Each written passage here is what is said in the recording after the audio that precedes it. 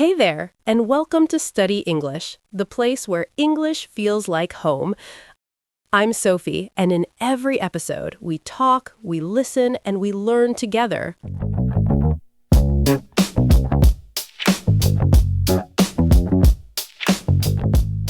Hello, everyone, and welcome back to Study English, the podcast where real conversations help you learn real English. I'm Sophie, and today I have a brand new guest in the studio. His name is Oliver. He's originally from Boston, and we actually met at a conference a few months ago. Oliver, welcome.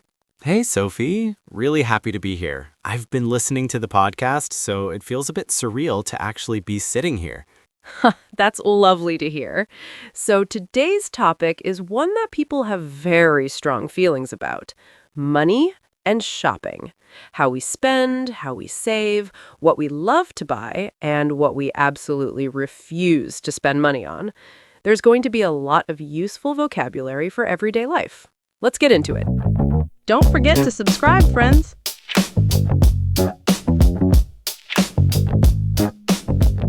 Okay, I'll start. My relationship with money is something I've had to work on.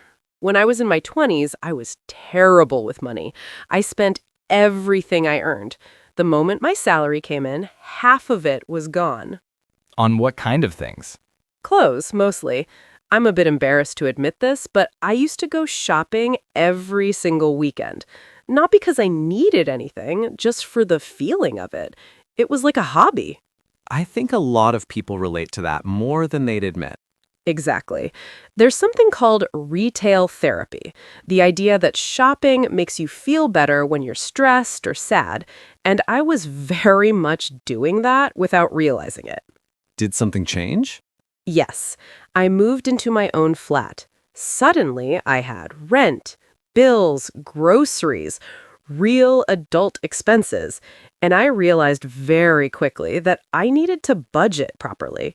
So I started tracking every single thing I spent for 3 months. Every coffee, every taxi, every impulse buy. That sounds terrifying. It was eye-opening. I had no idea where my money was going. But once I could see it clearly, it was much easier to make better choices. Now I'm pretty good with money. Not perfect, but much better. So you became a reformed shopaholic.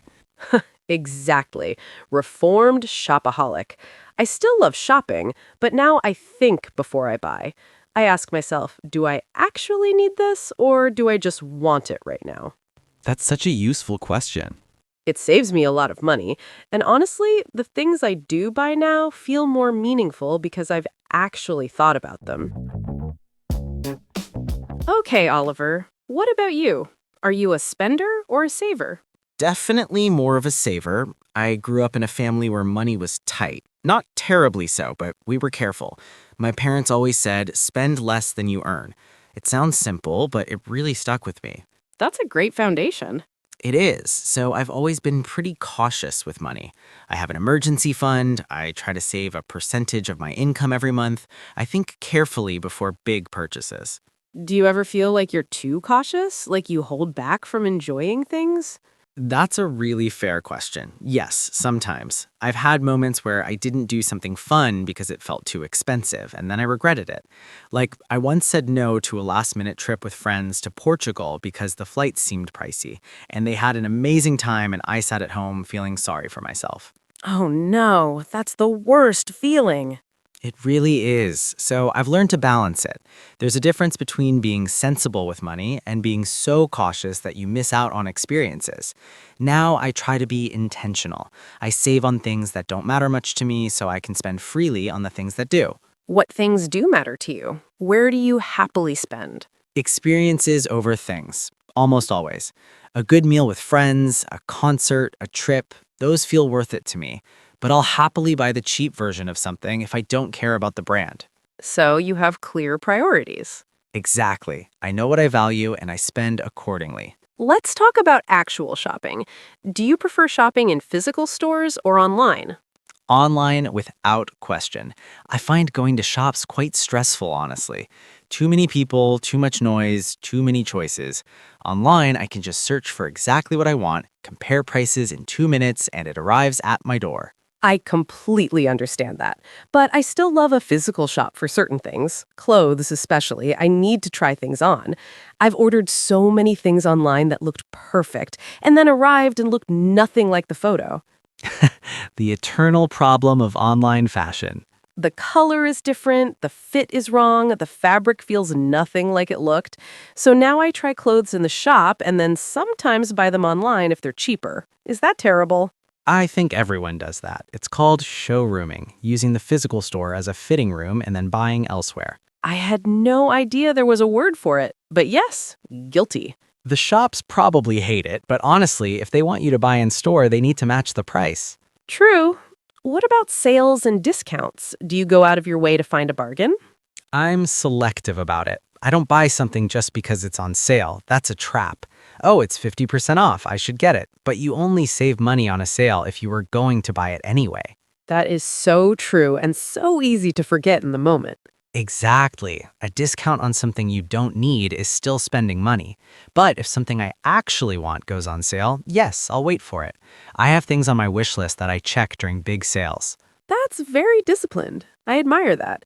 I tend to make more impulse purchases than I should. What's your biggest impulse buy category? Books. I cannot walk past a bookshop without going in, and I never come out with just one book.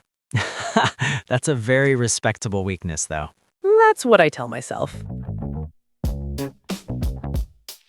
Okay, I want to go a bit deeper. Do you think money makes people happy? That's the big question, isn't it? My honest answer is, up to a point, yes. When you don't have enough money to cover your basic needs, that's genuinely stressful. Having enough to feel secure, to not worry about paying your bills, that really does affect your well-being. Absolutely. Financial stress is real, and it affects everything. But beyond a certain level, once your needs are met and you have some comfort, more money doesn't seem to keep making people happier. There's research on this. What makes people happy is time, relationships, experiences, not stuff. I believe that. I've noticed in my own life that the things I remember most fondly are experiences. A trip, a dinner with close friends, a really good concert. Not things I bought. Right. The new phone is exciting for about a week, and then it's just your phone.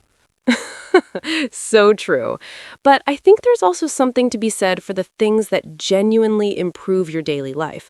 A good mattress, a comfortable chair, quality shoes. Small investments that make every day a bit better. Yes, spending on quality where it really matters. I completely agree with that. It's the random stuff, the things you buy without thinking that tend to not add much value. So the lesson is, think before you spend, invest in experiences and quality where it counts, and don't buy things just because they're on sale. That's basically a complete financial philosophy in 3 sentences. Maybe that's our next podcast. Study English Personal Finance Edition. I love it.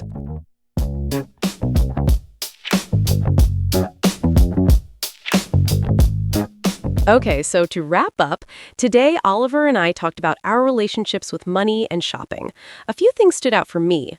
Tracking your spending is genuinely eye-opening. There's a real difference between being sensible and missing out on life, and experiences almost always bring more happiness than things. And remember, a discount on something you don't need is still spending money. Words to live by. Thank you so much for being here today, Oliver. You're a wonderful guest. Thank you, Sophie. This was really fun. And I learned something about myself, too. The best kind of conversation. And thank you to everyone listening. If this episode gave you some useful vocabulary or made you think about your own spending habits, then we've done our job. Follow Study English wherever you get your podcasts, and we'll be back next week with a brand new topic and a brand new conversation.